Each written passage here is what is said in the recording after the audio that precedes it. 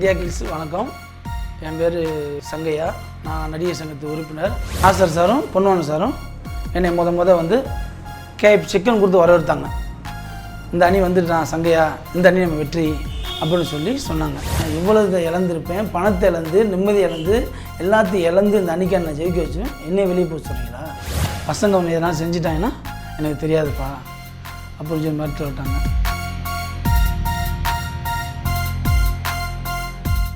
India kills வணக்கம். என் பேர் சங்கையா. நான் நடிகர் சங்கத்து உறுப்பினர். நடிகர் சங்கத்தில் எப்படி போஸ்டிங்க்கு வந்தீங்க? பாண்டவர் அன்னைக்கு எப்படி சப்போர்ட் பண்ண ஆரம்பிச்சிங்க? அதை பற்றி சொல்லுங்கள். நான் ஆனந்த பூங்காற்றன்னு ஒரு படம், அஜித் சார் படம் ஷூட்டிங் பெசனரில் ஷூட்டிங் போயிருந்தேன். ஜூனியர்ஸாக, பேக்ரவுண்ட் ஆர்டிஸ்டாக. ஃபஸ்ட்டு இந்த நடிகர் சங்கத்தில் சம்பளம், என்னோடய சம்பளம் அங்கே அந்த இடத்துல தான் வாங்கினேன். அதுக்கப்புறம் நான் சரி கம்பெனி மூலமாக போய் கம்பெனி மூலமாக வேலை பார்ப்பேன். மேனேஜர் சொல்லுவாங்க, டைரக்டர் பண்ண சொல்லுவாங்க, 10 பேர் 20 பேர் கூட்டுவாங்கன்னு. அப்போ அப்படியே வேலை பார்த்துருந்தேன். அப்போ சம்பளம் 110 ரூபா கொடுப்பாங்க. நான் 100 ரூபா கொடுத்துட்டு 10 ரூபா எடுத்துகிட்டு அந்த மாதிரி கொடுத்துருந்தேன். அப்படியே போயிட்டு இருந்த நேரத்தில் போய் ரமணா விஜயகாந்த் சார் படம் போயிட்டுச்சு. அப்போ அங்கே உள்ள ஏஜென்ட்டுக்கு இந்த மாதிரி கார்டு இல்லாமல் வேலை பார்க்குறான் சங்கையா அப்படின்னு விஜயகாந்த் சார் சொல்ல. அப்போ ஜெண்டர்பாளையம் மீட்டிங்கில் போய் இந்த மாதிரி சார் சொன்னார், கார்டு இல்லாமல் சங்கையா வேலை பார்க்குறானுமே, அவனை வேலை பார்க்கலான்னு சொல்லி சார் விஜயகாந்த் சார் சொன்னார். அதுக்கப்புறம் நான் போய் அவர் சந்தித்தேன். இந்த மாதிரி நான் நடிக்கணும்னு வந்தேன், என் ஊர் மதுரை சார், நடிக்கணும்னு வந்தேன். இன்றைக்கி நடிக்கணும் என்னால் நடிப்பு முடியலை. அதனால் நான் இப்போ கம்பெனி மூலமாக ஒரு 10-20 பேர் சொல்லுவாங்க, இந்த மாதிரி கம்பெனி ஏஜெண்டாக வேலை பார்க்குறேன் சார். ஒரு 3-4 தடவை லெட்ரு நடிகர் சங்கத்தில் நம்பர் ஆகும்னு சொல்லி லெட்ரு ஃபார்ம் ஃபில்லப் பண்ணி கொடுத்தேன் சார்.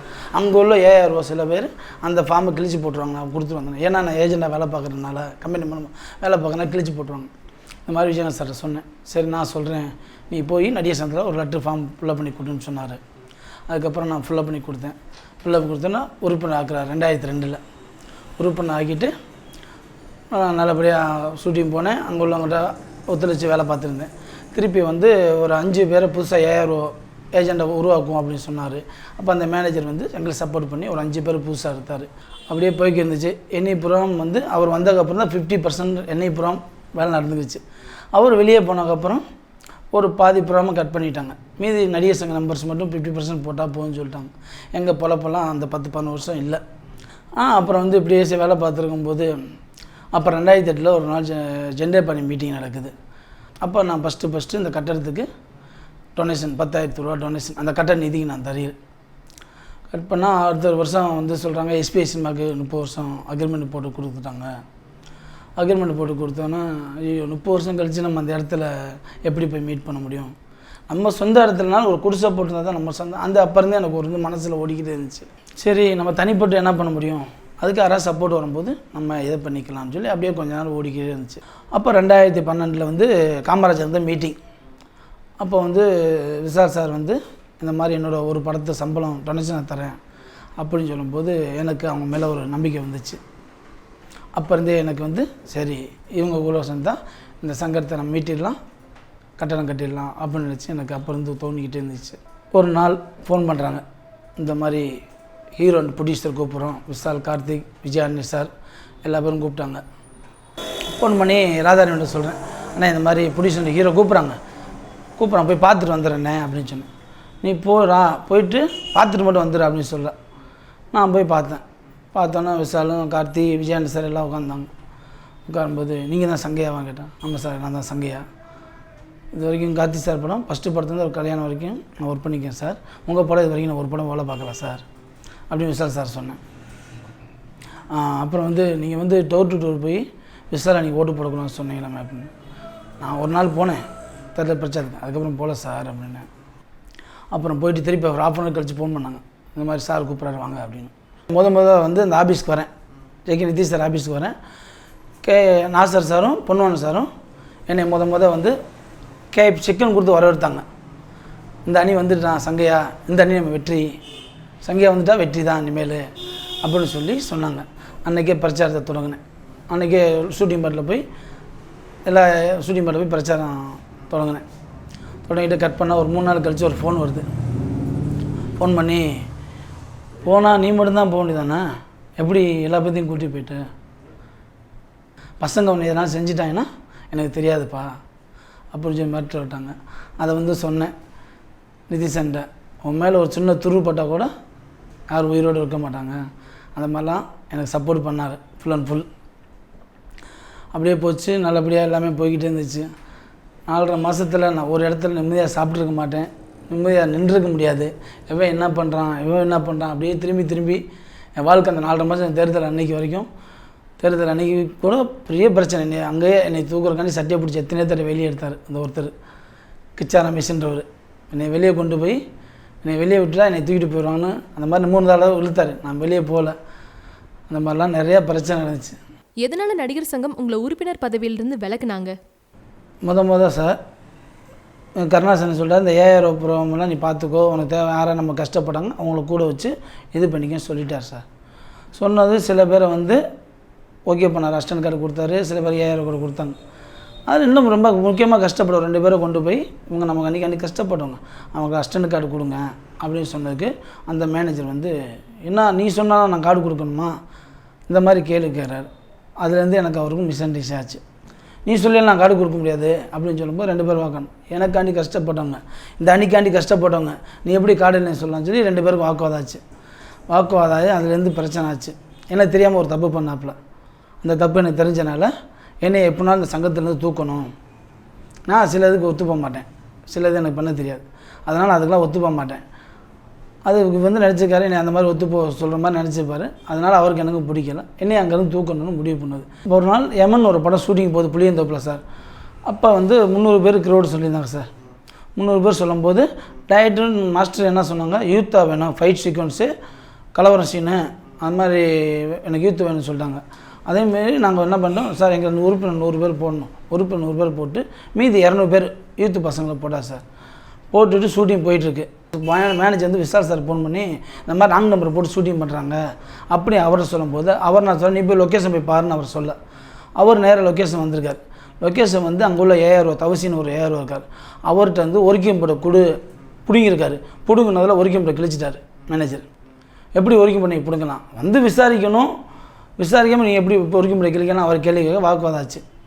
உடனே காலைல வந்தோடனே லெட்டர் அனுப்பிட்டாங்க எனக்கும் அவருக்கும், இந்த மாதிரி உங்களுக்கு சஸ்பெண்ட் செஞ்சாச்சு, நீங்கள் நாங்கள் நம்பரை போட்டு வேலை பார்த்தீங்க அப்படின்னு. எங்களுக்கு டைரக்டர் என்ன சொல்கிறாரோ, மேனேஜ்மெண்ட் என்ன சொல்கிறாரோ, புரிஸ் என்ன அதான் நான் கொடுக்க முடியும் சார் அப்படின்னு சொல்லி அவன் சொல்ல கேட்காம கொள்ளாமல் சஸ்பெண்ட் பண்ணிட்டாங்க. என்னை கூப்பிட்டு விசாரிக்கும்ல சார், யாராக இருந்தாலும் ஒரு பொறுப்பில் இருக்கவங்க வந்து என்ன சங்கம் நினச்சி என்னான்னு விசாரிக்கும்ல, விசாரிக்காமையே நோட்டீஸ் அனுப்பிட்டாங்க. இது பண்ணாங்க பேச்சை கேட்டுட்டு சஸ்பெண்ட் பண்ணிட்டு கார்த்தி சார் என்ன சொல்லிட்டாரு, நீ 1ஆம் தேதியிலேருந்து வேலை பார்க்கலாம் அப்படின்னு சொல்லிட்டார்.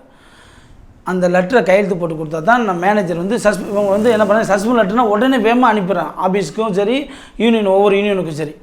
எனக்கு கார்த்தி சார் வேலை பார்க்க சொல்லி 1ஆம் தேதி சொல்லிட்டார். எனக்கு 1ஆம் தேதி அந்த லெட்டரை கொடுத்தாங்கன்னா ஒரு படம் பெரிய படம் அவுட்டர் போகுது, ஹைதராபாத் போகிற அந்த படம் வந்து லெட்டர் கொடுத்தா நான் உடனே வாட்ஸ்அப்பில் லெட்டர் அனுப்பியிருந்தேன்னா அந்த அன்றைக்கி அந்த படத்தை நான் வேலை பார்த்துருப்பேன். இந்த மேனேஜர் வேணுக்குன்னு அந்த லெட்டரை கையெழுத்து வாங்கிட்டு கையெழுத்து போட்ட லெட்டரை என் கையில் கொடுக்காம 15 கழிச்சு கொடுக்குற லெட்ரு, அந்த படம் வேலை போச்சு. பிளான் பண்ணி என்னை வேலை பார்க்கக்கூடாது தடுத்தது அந்த லெட்டர் என் கையில் கொடுத்து தான் நான் அன்றைக்கி அந்த படம் வேலை பார்ப்பேன். அதை கெடுத்தது அவர் தான். கட் பண்ணால் செகண்ட் சண்டே மீட்டிங் போகும்போது செகண்ட் சண்டே 5000 மீட்டிங் போட்டாங்க சார். அப்போ நான் சார் மனோபல சார் எல்லா பேரும் இருக்காங்க. இந்த மாதிரி எல்லா இடத்துலையும் யூத்து கேட்குறாங்க, யூத்து தான் போட முடியும்னு சொல்லி சில 5000 வருஷம் கேட்டாங்க. அது வந்து பேசி முடிவு பண்ண அப்படின்னு சொன்னேன். நான் அப்புறம் எழுந்திரிச்சு நான் சொன்னேன், இந்த மாதிரி எனக்கு வந்து 2 கமிட்டி நம்பர் 2 மேனேஜர் இங்கே தனியாக ஒரு ஆஃபீஸ் போட்டு கொடுங்க. நான் நம்பர்ஸ் தானே உங்களுக்கு ப்ராப்ளம் ஆக்காங்க, இந்த நம்பர்ஸ்லாம் உங்கள்கிட்ட வந்து அழுகுறாங்கல்ல, இவங்கள போகிற நான் அழுகாமல் நான் பார்த்துக்கிறேன், யாரும் உங்களை வந்து வேலை தரல அது தரலன்னு கேட்காம நான் பார்த்துக்கிறேன் அப்படின்னு சொல்லி நாசர் சார் சொல்கிறேன். அது நான் பேசி முடிவு பண்ணோம் அப்படின்னேன். அப்புறம் வந்து இந்த மாதிரி ஒரு படம் அவுட்டோர் போகிற மேட்டர் சொன்னேன். வேணுக்குன்னே பிளான் பண்ணி தான் அந்த படத்தை கெடுத்ததே இவர், இப்படி ஒவ்வொரு படமும் என்னை கெடுத்து விடுறதுக்கு தான், நீ வெளியே வா பார்த்துக்கலாம் சொல்லி ஆவேசமாக சத்தம் போட்டது. நாசர் சார் சொன்னார், இதெல்லாம் ஏஜென்ட் யூனியனா கேட்டார். ஏஜென்ட் யூனியன் சார் இத்தனை வருஷமாக வேலை பார்த்துருக்கோம், நான் வந்து இது வரைக்கும் 40-50 லட்ச ரூபா வெல்பர் கேட்டீங்க, நம்பருக்கு ஒரு 15 ரூபாவும் நாங்கள் நம்பருக்கு 50 ரூபா இவ்வளோ வெல்பர் கேட்டீங்க, இன்றைக்கி வந்து ஏஜென்ட் யூனியன் கேட்குறீங்க, இத்தனை வருஷம் வேலை பார்த்துருக்கோம்ல, இப்போ வந்து அந்த மாதிரி கேள்வி கேட்குறீங்கன்னு சொல்லி வாக்குவாதம் வந்துருச்சு. போனதுக்கப்புறம் அப்புறம் 1/2 மணி கழிச்சு ஃபோன் பண்ணாங்க, விசால் சார் உங்களை கூப்பிட்றாரு வாங்க. நான் போனேன். விசால் சார் வந்ததுக்கப்புறம் என்ன கத்துனே அம்மா கேட்டார். என்ன சார் கத்துனா, கத்தலையே ஒன்று அப்படின்னேன். நீ என்னம்மா பேசுனேமே அப்படின்னேன். ஆமாம் சார், போன மீட்டிங் என்ன சொன்னீங்க என்ன அப்படின்னு. நீ நான் சாமியான்னு என்னை கேட்டார். ஆமாம் நான் தான் சாமி, சங்கையா சாமி நான் தான் அப்படின்னு. அன்றைக்கி உங்கள் ஆஃபீஸ் நான் என்ன சொன்னேன் சார், 4 பேர் இருந்தோமே, என்ன சொன்னேன் சார், சொன்னதெல்லாம் நடக்கும், இந்த அணியை நான் தான் சார் ஜெயிக்க வைப்பேன் சத்தியமாக சொன்னேன் சார். அப்படி சத்தியம் பண்ணி தான் சார் சொன்னேன். என்னை உடனே எந்திரிச்சு நீ வெளியே போ அப்படின்றாரு. வெளியே போ அப்படின்னு கத்துனாரு. எதுக்கு வெளியே போகணும், அவங்க எல்லா பேரும் வெளியே போகலாம் நான் சொன்னேன். நான் 4.5 மாதம் இவ்வளோ இழந்திருப்பேன், பணத்தை இழந்து, நிம்மதி இழந்து, எல்லாத்தையும் இழந்து இந்த அன்றைக்கி நான் ஜெயிக்க வச்சுவேன், என்னை வெளியே போக சொல்கிறீங்களா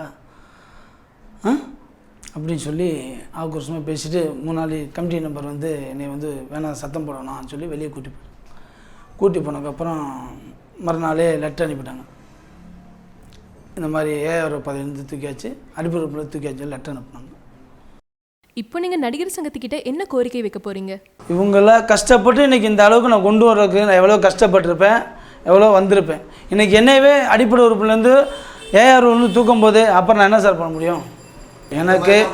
எனக்கு வந்து சார் பாலமுருகன்றவர் இருக்கக்கூடாது, இது உண்மை தான் சார். ஏன் ஏஆர் பதவியும் என் உறுப்பினரும் எனக்கு விட்டுருங்க. இவ்வளோ நேரம் என் தரப்பில் என் கோரிக்கையை கேட்டதுக்கு இந்தியா கிளிப்ஸ் அவர்களுக்கு நன்றி.